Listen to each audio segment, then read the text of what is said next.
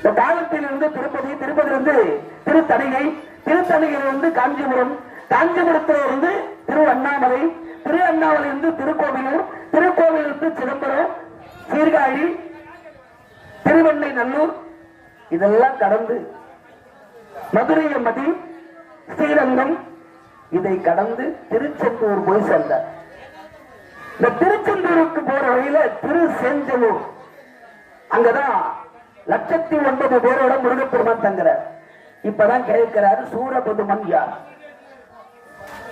எதுக்காக நான் அவனை வதம் செய்யணும் அப்படிங்கறத கேட்டார். சுரசை என்று சொல்லக்கூடிய மாயைக்கு பிறந்தவர்கள், காட்டுக்குடிய புத்திரர்கள். அப்ப தேவர்களும் அசுரர்களும் பங்காளிங்க. ஈசனை கோரி தவத்தை செய்து வரங்களை பெற்றவன், 1008 அண்டங்களை 108 காலம் அடங்கிய ஆள வேண்டும் என்று வரம் பெற்றவன் சூரபெருமான்.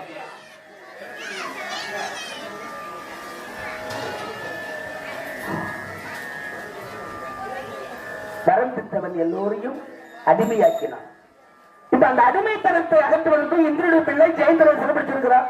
அகற்றுவதற்கு தான் நம்ம வந்திருக்கிறோம். சரி, முருகா, தேவர்கள் சொன்னார்கள், இந்திரன் ஓடி வந்தான். எம்பெருமான் நாராயணர் முருகப்பெருமானை கண்டு ஆனந்தம் அடைந்தார். அந்த 2 கண்களிலே இருந்து கண்ணீர் துளிகள் வெளிப்பட்டது, ஆனந்த கண்ணீர். அந்த ஆனந்த கண்ணீரிலே இருந்து 2 பெண்கள் தோன்றினார்கள், அமுதவல்லி, சுந்தரவல்லி. இருவரும் கந்தனை மணக்க வேண்டும் என்று கடும் தவம் புரிந்தார்கள். அப்ப இருவரும் வணங்கினாங்க. இதுல வணங்குறதுல கூட கொஞ்சம் வித்தியாசம் இருந்துதான். மூத்தவள் அமுதவல்லி எந்த நேரமும் இடைவிடாது முருகா முருகா முருகா முருகான்னு இடைவிடாது வணங்கினாங்களாம். இந்த இளைய குழந்தை அமுதவல்லி, சுந்தரவல்லி கொஞ்ச நேரம் முருகனை வணங்குறது, கொஞ்சம் அமைதியா இருந்துட்டு மறுபடியும் வணங்குவாங்களாம் இடைவிட்டு. அதனால மூத்தவளாய் விளங்கக்கூடிய அமுதவல்லி என்னை தொடர்ந்து வணங்கியதனால தேவயானைக்கு, இந்த இந்திரனுக்கு மகளாய் பிறந்து தெய்வானை என்று பெயர் பெற்று என்னை வணங்கி வந்தால் சூர சம்ஹாரம் முடித்து வெற்றி பரிசாக உன்னை மணப்பேன். இளையவள் சுந்தரவல்லி அப்பப்ப கொஞ்சம் என்ன மறந்து பிறகு வணங்கியதனால வேடுவ குலத்தை நம்பிராஜன் மகளாய் பிறந்து வள்ளி என்ற பெயரோடு திரைப்படம் காவல் புரிந்தால் அங்கே வந்து உன்னை மனம் புரிப்பேன். தெய்வயாரை கற்பு மனம், வள்ளி காதல் மனம். இப்ப எனக்கு அந்த புராணம் தத்துவ கலைஞன்னு நான் என்ன சொல்லிட்டு இதெல்லாம் சும்மா அது தொட்டு போற கதை தான். இப்ப விளம்பரமாக சொல்றதுக்கு நேரம் இல்லை. நேற்று ரொம்ப நேரம் எல்லாம் வெயிட் பண்ண வச்சுட்டோம். இன்னைக்கு அதுக்கெல்லாம் நேரம் இல்லை. அதனால சீக்கிரமா நம்ம சொல்லி முடிக்கணும். சுவாமி தயாரான உடனே நம்ம முடிச்சிடும். அங்கே அழகான முறையில் 2 பெண்கள் அப்படி பிரார்த்தனை செய்து முருகப்பெருமானை வணங்க உதவி செய்து மூத்தவள் தெய்வயானை என்ற பெயரோடு இந்திரன் மகளாய் பிறந்து தேவ உலகத்தில் வளர்ந்தார். அந்த அம்மா வள்ளி நம்பிராஜன் மகளாய் வளர்ந்து கொண்டிருக்கிறாங்க. இப்ப முருகப்பெருமான் திருச்செஞ்சலூர்ல சூரபதுமனை பற்றி எல்லா விவரங்களையும் கேட்டு வச்சுடுவேன்.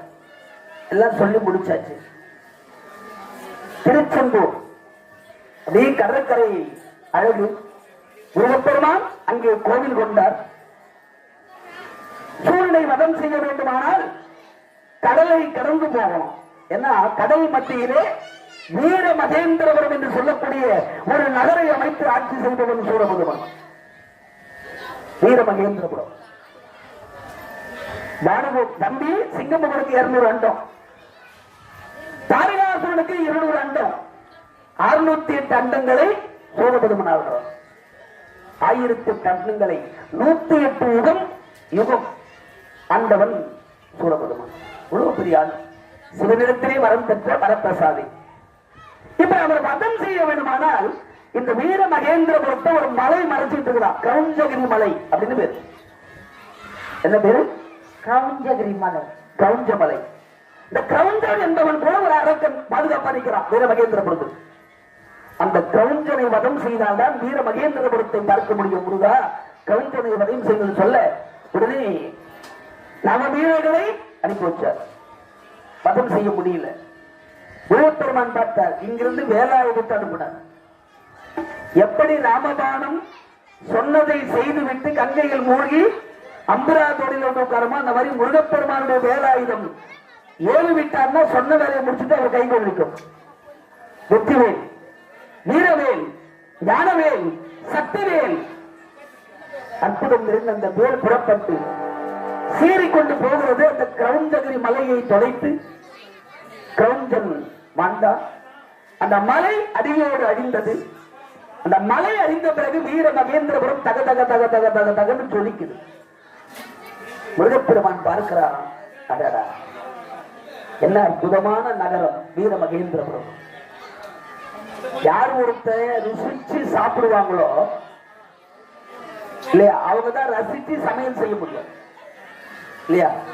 ருசிச்சு சாப்பிடுறோம் வீடா இருந்தாலும் நம்ம முதல்ல சாப்பிட தெரியணும், ருசிச்சு, அப்பதான் ரசிச்சு பண்ண முடியும். அதே போல இந்த சூரியபதமன் ஒரு கலைஞன், கலை உணர்வு மிக்கவன். அதனாலதான் ஒரு கலை உணர்வு மிக்கவனால்தான் ஊரையோ நாட்டையோ கலை உணர்வோட வச்சுக்க முடியும். நமக்கே ஒண்ணும் தெரியல, நம்ம எங்க ஊரை காப்பாத்துறது, நாட்டை காப்பாத்துறது, கலை உணர்வு வேண்டும். அந்த கலை உணர்வு சூரபதமனுக்கு இருந்ததுனால வீர மகேந்திரபுரம் அது மின்னு மிளிர்ந்தது. முருகப்பெருமானே அதிசயிக்கிறாருன்னா அப்புறம் என்ன, எப்படி இருந்தது நாடு. ஆனால் இவ்வளவு அழகாய் இருக்கிற இந்த நாட்டுல அவன் புத்தி சரியில்லையே இல்லையா. எல்லாம் நல்லதா இருக்குது, புத்தி சரியில்லை, என்ன பண்றது. அத என்ன செய்யலாம் அப்படின்னா, ஒருவேளை சூரபதம் கிட்ட ஒரு வார்த்தை பேசி பார்க்கலாம். என்ன பேசுறது, தூது போகலாம். யாராவது போய் பேசுங்க, தூது பேசுங்க.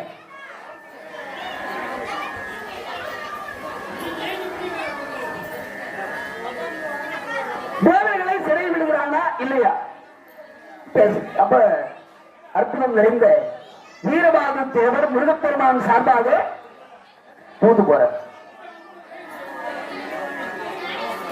அப்படி தூது போகின்ற தருவாயிலே